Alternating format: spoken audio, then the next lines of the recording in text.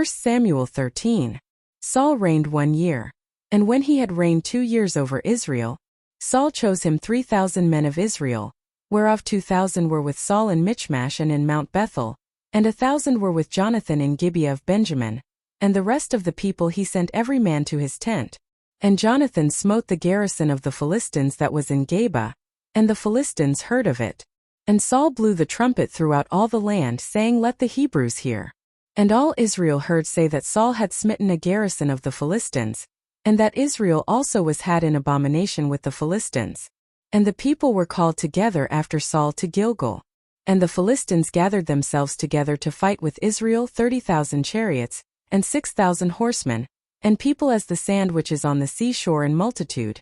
And they came up and pitched in Michmash eastward from Bethaven.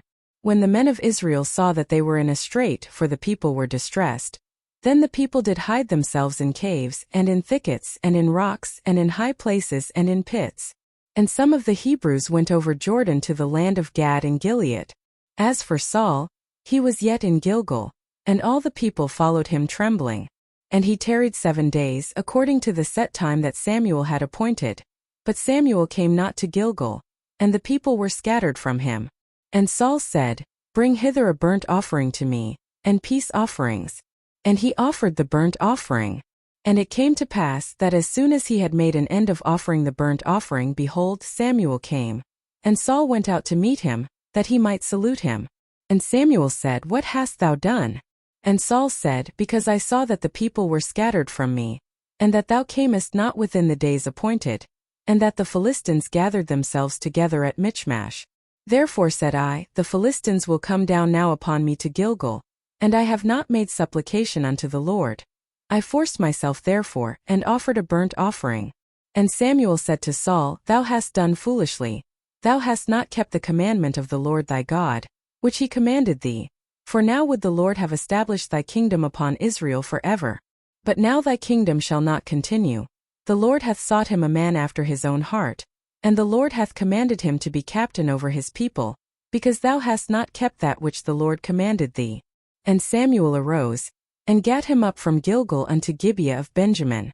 And Saul numbered the people that were present with him, about 600 men. And Saul, and Jonathan his son, and the people that were present with them, abode in Gibeah of Benjamin. But the Philistines encamped in Michmash. And the spoilers came out of the camp of the Philistines in 3 companies. One company turned unto the way that leadeth to Ophrah, unto the land of Shul. And another company turned the way to Betharon. And another company turned to the way of the border that looketh to the valley of Zeboim toward the wilderness. Now there was no smith found throughout all the land of Israel. For the Philistines said, Lest the Hebrews make them swords or spears. But all the Israelites went down to the Philistines, to sharpen every man his share, and his coulter, and his axe, and his mattock.